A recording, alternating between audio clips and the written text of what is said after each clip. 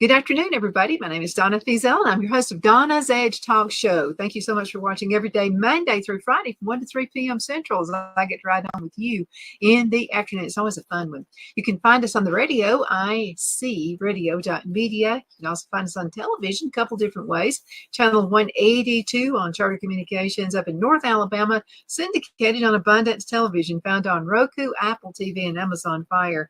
Don't forget the podcast, thenewscasters.com. If you'd like to send an email with suggestions for shows, you the boss of me, you tell me what to do, and I'll be glad to do it for you. Send an email to Donna@donnasedge.com. That's Donna@donnasedge.com. I have everybody's favorite sports guy. His name is AP Steadham, and he also has a regular program, AP and Kelly As We See It, found on Football Friday at 4 right here on this station, IC radio station. Hey, AP, how's it going? You full of basketball?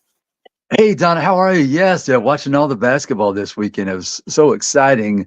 Some of it for the wrong reason if you're an SEC fan, but that's the way the ball bounces in that sport, Donna. That's why so many people watch it, and it's a one-game affair. You're not playing a series, so maybe the best team does not always win, but it's the team that plays the best that day. And in basketball, we know that it's important to put the ball in the basket. You got to do that. So what are some of the disappointments for this past week? Well, I'd say Auburn has to be at the top of the list as one of them from the SEC. They won the SEC tournament. They were a hot team. They were built for March, as Bruce Pearl had stated, and I think they were as well. They had a talented team. His teams always play hard and play tough, but they didn't make enough shots. And they had a Yale team that was really hot. One of their players had about 28 points. He was very good. It's 6'6" wing player, guard, left-hander, very difficult to guard, and they didn't make some free throws down the end, had turnovers, and they were upset by Yale, a team that I thought Auburn was going to beat. Everyone did, and it didn't happen that way. So Auburn was bounced out in the first round of the NCAA tournament unexpectedly. That was one team, and then also Kentucky. Kentucky faced an Oakland team, and that's Oakland from Michigan. And they had a hot shooting player as well. They had 10 3-pointers, 30 points or so. And but Kentucky was not able to stave off that team that was very confident, even though they're playing the University of Kentucky, one of the blue bloods in all of college basketball. I think they have 8 national championships, which is near the top. UCLA has the most, of course. But so Kentucky was out, and then the rest of the league, South Carolina had a good season. They were beaten by Oregon. They were the higher seed, and Oregon beat them. And then you had Texas A&M last night. They lost in overtime versus the hot Houston team, the number 1 seed in that region, the South region. So they gave it a tremendous effort to get to the overtime basketball, but they couldn't pull it off. So they were out. The other teams in the tournament, Florida was defeated by Colorado. High scoring game. They scored 100 points, was not enough. They lost that game. So the SEC has 2 teams remaining, Alabama and Tennessee, out of the 8 teams that were in the tournament. So we'll see what happens. I know Alabama is going to be playing North Carolina in Los Angeles, and Tennessee will be playing a tough Creighton team in Detroit. So the hopes of the SEC are pinned on those teams. North Carolina. Yeah, good ball game. Alabama, North Carolina is going to be a big game. Big game. Yeah, one other team I wanted to mention, Mississippi State, was defeated by 18, so they were knocked out of the tournament as well. So by Michigan State. So the SEC, it's been tough in the NCAA so far, but there's 2 teams remaining. Mm-hmm. Boy, it's been a tough one. What happened this week? Was there something in the drinking water all over the country? Yeah, Donna, these teams, when you play in basketball, like I said, it's a one-game affair. You can get hot shooting the basketball, then that's what counts in my book. And sometimes you don't play as well, have some turnovers, you don't make your free throws in the last 5 minutes. You get a player from the other team has a career game. That could happen. And like I said, you don't play as well offensively, and anything could happen. And once that team is gaining that confidence, especially in the first half, if it's close, they're thinking, hey, we're right in this ball game. The other team is highly favored, but we're going to hang right in there because we're having a good day. So, and then the longer they can be in contention and be close to the other team, they're gaining confidence by the minute, by the possession, actually. So that happens sometime in basketball. But the SEC, I think it is disappointing that there's only 2 teams out of the 8 because they lost to some teams that were definitely lower ranked. I mean, Kentucky, you're not supposed to lose to the team that's a 15th year or second year or 2. South Carolina was a higher ranked team. Mississippi State was playing in an 8-9 game, so anything could happen there. We understand Florida probably should have won that game, but things happen down in basketball. Oh, they do. Ben had a good question, Yeah. and I think he probably watched the basketball games this week. So this is probably for the reason for this question. Yeah. But he asked if, in your opinion, is it easier to rebound from football than it is from basketball if you're behind if you're running behind? If you're running behind, right. Yeah. Well, in basketball, Donna, you have that 3-point. So if you can make a couple 3-pointers, you can put 6-9 points on the board very quickly in succession. So I think it probably is easier in basketball to catch up within reason. Say you're down 15 points. That's a lot of, in football, you have to get 2 touchdowns for that. I mean, you could be long 80, 90-yard drives. That takes a lot of effort. Where in basketball, like I said, you hit 3-pointers and it's 9 points. You're only down by 6. The other team starts to feel that pressure of you're catching up. So yes, easier in basketball. Mm-hmm. And also in basketball, you have so many games you have to play, and I would think that tires the team out somewhat. Yes, in basketball, and you have only 5 people down on the court, so it's not a manpower sport. You have 2 or 3 stars on your team, you can beat anybody. That's why at this level, there's over, I think it's 360 something teams. I can't remember the exact number, but it keeps changing all the time because people are trying to get involved in this basketball Division I level to Division I level. So it's not a manpower sport. You need 2 stars really. You'd like to have 3. And when I say stars, then people that can score can score points. And so that's why you can compete with anybody. Then you need a rebounder, you need a point guard that can distribute the ball and get the shooters their shots in the most efficient manner. And so at basketball, you can build a program very quickly. Yeah, absolutely. Let's talk a little bit about Alabama and North Carolina. That's where most of the emails are coming from for this week, and a lot of folks are concerned. So what does Alabama have to do to pull it off?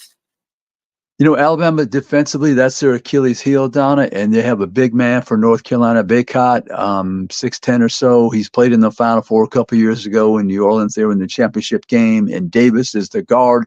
Davis can score 40 points on you, Donna, if you don't watch out. He's done that this season. He's an All-American. Alabama has the All-American guard, Mark Sears, so that'd be a good matchup. But they have to – I think Alabama's got to make a decision. Are you going to try to double up on Davis to curtail his points? He's getting 30, 40 points. Or are you going to try to stop everybody else around him? Are you going to try to stop everyone else around him, let him have his points? Because Alabama can score 100 points. So if you let him have his 30 to 40 and you're shutting everybody else down to 10 points or less, 15 points, maybe Baycott get 15 because he has a lot of double-doubles. But, you have to come up with your strategy defensively. But Alabama, I would think they'll probably shoot better in this next game. They didn't shoot as well in the second round game, but they still won against Grand Canyon. So I think that Alabama defensively, they have to make the decision about how to guard that All-American guard Davis for North Carolina, because like I said, he has scored 40 points, and he can really lead his team. And of course, down below, the big man Baycott, he's tough. He's not very athletic. He's very, I would say, deliberate in his moves, but he's effective because he has a lot of double-doubles, points and rebounds. So Alabama's going to have to play a little bit better defense. I think they have to shoot the ball better as well. Absolutely. Let's talk coaches and compare the two. Right. So who do you think is Yeah. going to help coach the other one? Yeah, Hubert Davis, he's not been there long at North Carolina, but he has played in the championship game in his first year with North Carolina. I believe it was his first year a couple years ago in New Orleans. Nate Oates has built that program. This is the third Sweet 16 for him in 6 years. So he knows how to build a winning program. Now you've got to extend yourself in the tournament beyond this Sweet 16, trying to get to that Elite Eight down for Alabama. So if you can beat North Carolina, they're on their way. It'd be just one more game. But Nate Oates, he has that style. They take the 3-point shot, or they're driving to the basket. Can they get the big people from North Carolina in foul trouble? Have them sit on the bench. So it'll be a good ball game, I think. It's out in Los Angeles, and that's the West region. So it'll be exciting. You're playing a blue blood school in North Carolina. They have, I think they have 6 national championships in their history. So they know how to win. And Hubert Davis, he played for Dean Smith, and he coached at North Carolina as well. Then he went into broadcasting and came back to the sport, and now he's the head coach of North Carolina. Here he is I guess this is his 3rd year, and he's made the Sweet 16, and he's got a good team with couple All-Americans and playing on the West. So I don't think there's any advantage in the fan base, because Alabama will have some fans there from the West Coast, and North Carolina always has fans everywhere. Mm-hmm. Something, my son lives in North Carolina. He's been in Raleigh for longer than he was ever in Alabama. And I'll have to say, I've heard that Texas people are proud, and I'm married to a Texan.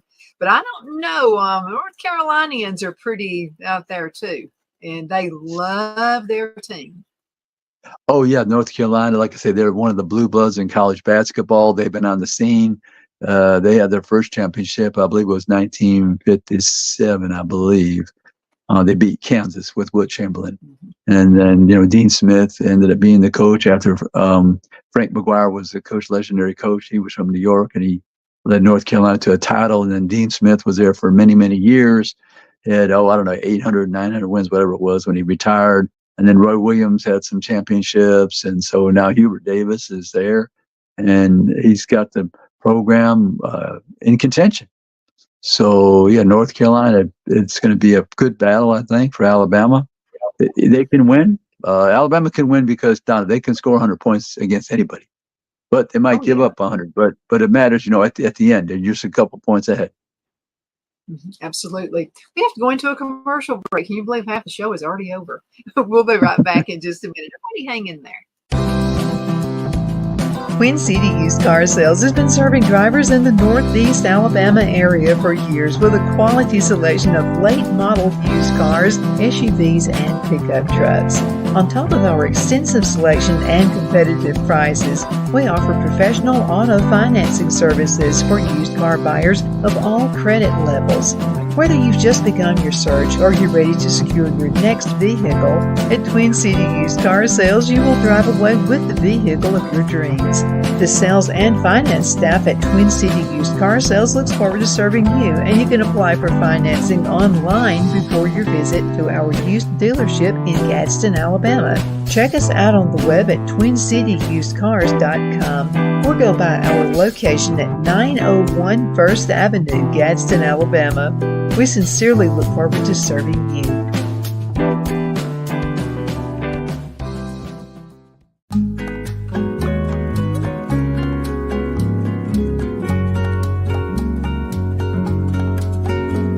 At Lamone's Mexican Restaurant, located in Henniger, Alabama, and voted Best Mexican Restaurant of DeKalb County, Alabama 2020, we're here to serve you with authentic Mexican cuisine. Order easily online by going to lamonsmex.com or call 256-657-3999 to place your order.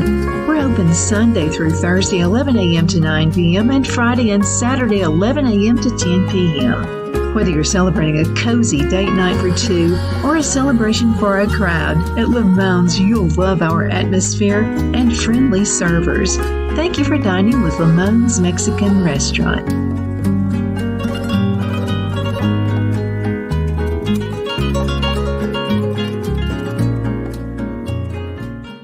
At Liberty Bank, we're all about community. Whether it's to help with a charity fundraiser or help families in need, toys at Christmas, or a local football team, we're here for you. You see, we realize the importance of family. Sometimes it's to build a new home or necessary home repairs. We're here for you.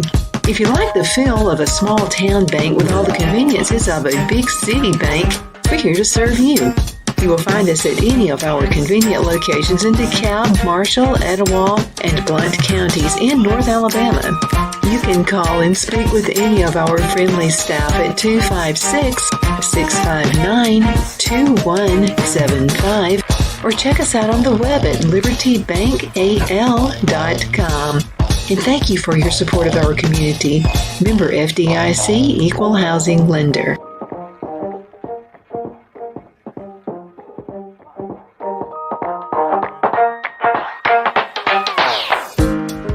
Jeff McCurdy of the McCurdy Law Firm has been a public service of this area for over 10 years. McCurdy, a member of the Henniger City Council, serves as prosecutor for the town of Sylvania and was named public defender for the city of Rainsville. The McCurdy Law Firm is located at 17326 Alabama Highway 75 in Henniger to better represent his Jackson and DeKalb County clients. If you need to be represented by a true public servant with proven success, call Jeff at 256-996-8701 or send a private email to mccurdylawfirm@gmail.com. No representation is made that the legal services performed is greater than the legal services performed by other lawyers.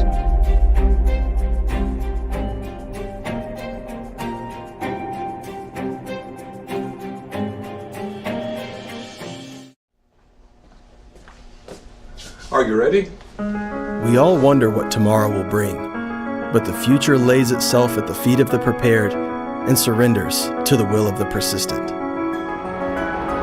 It's not easy, but today shapes you so you can shape tomorrow.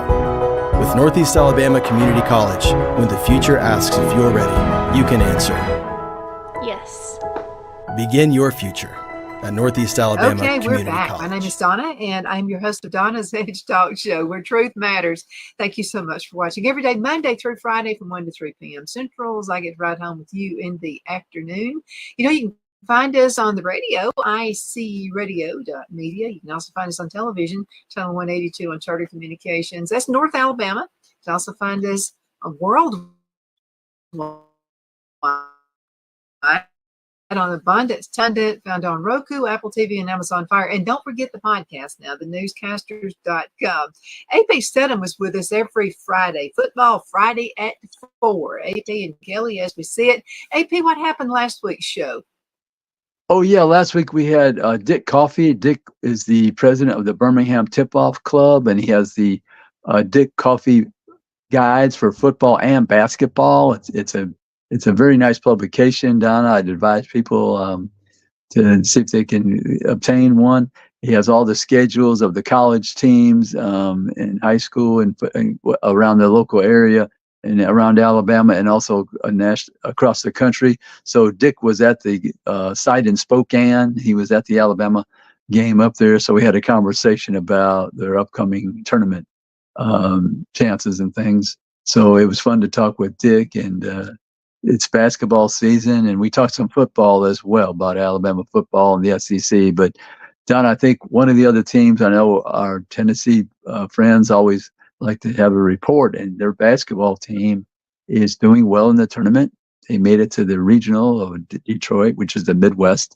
So they're facing a tough Creighton team. But really, I think when you discuss Tennessee, it's about them more than the other team.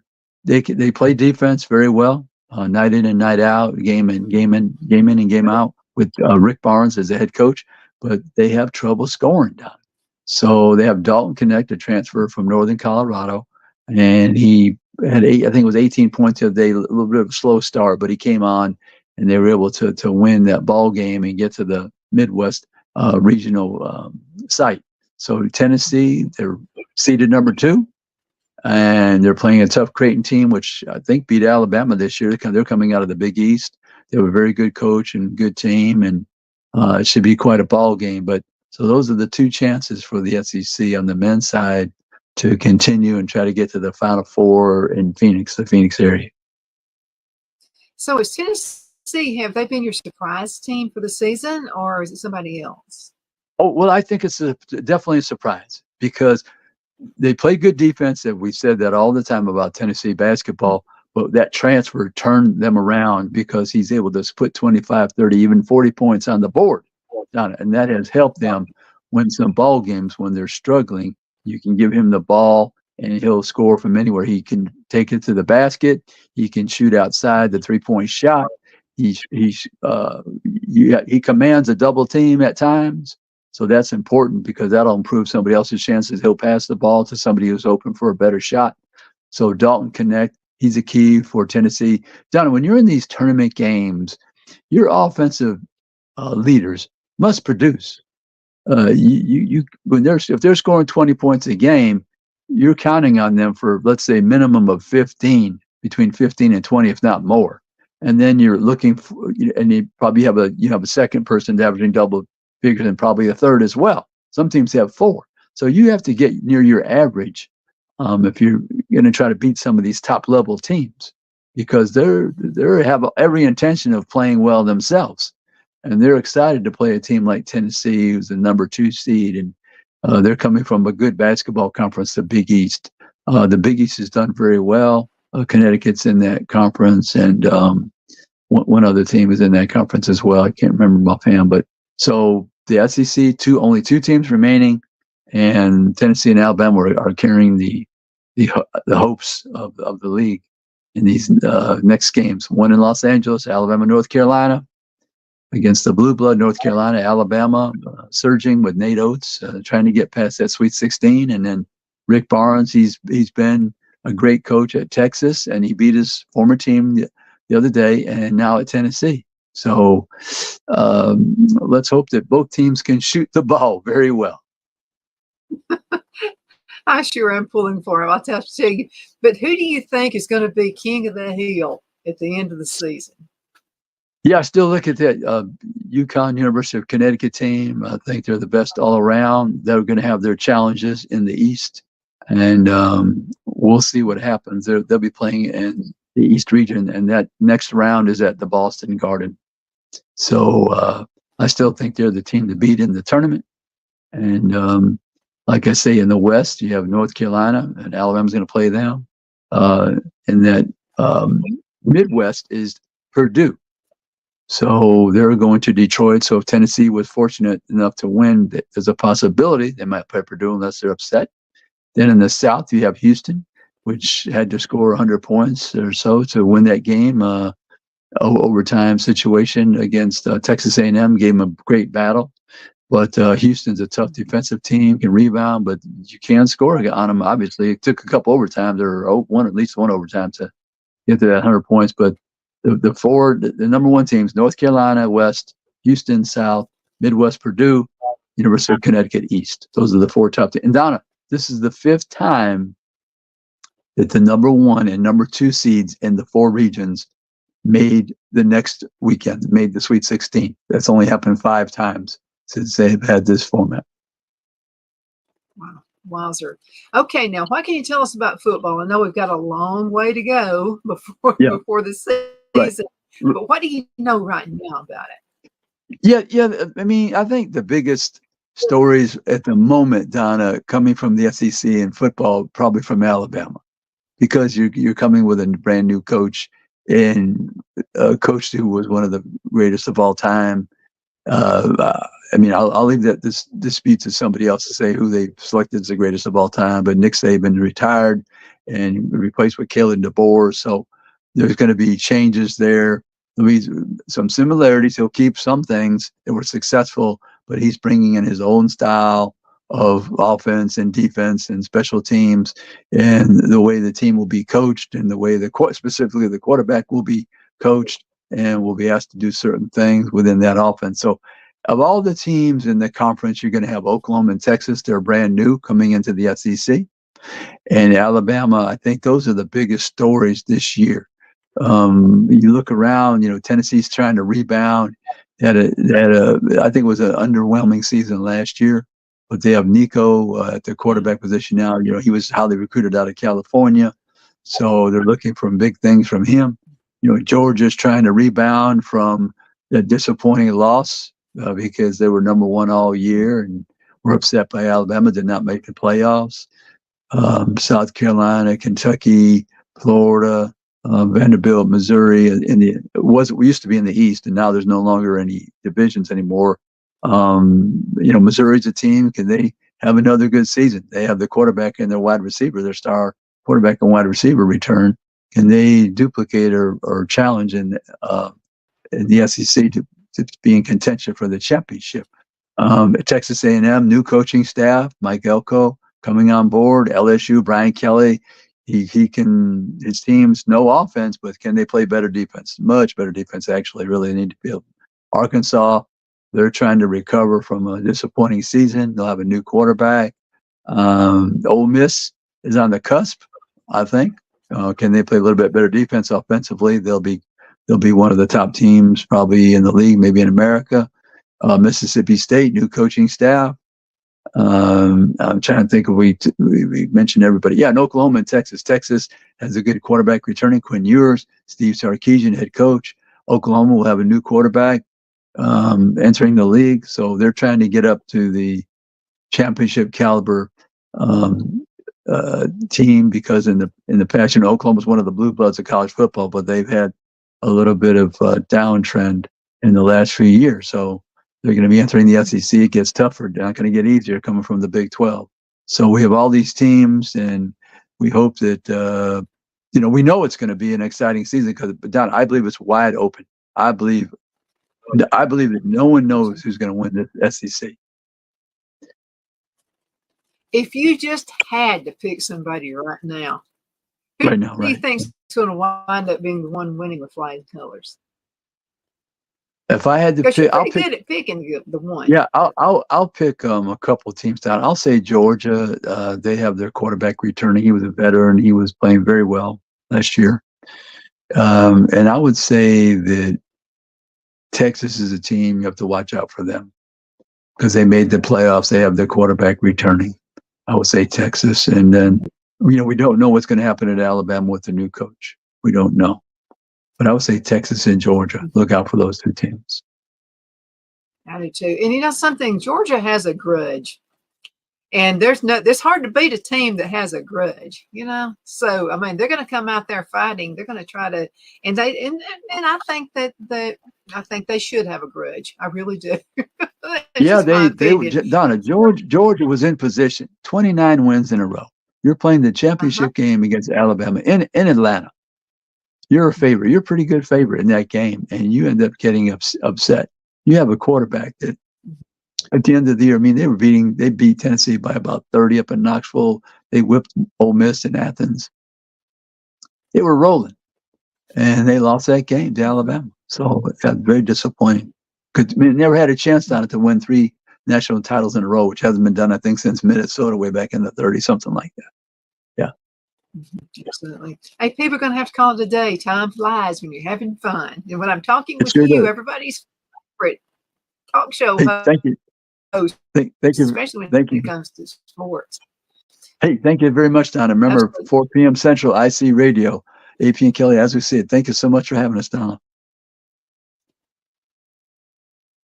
Absolutely. And thank you so much for watching. We definitely appreciate that. See you next time around. Now take care. Can't wait to see you again.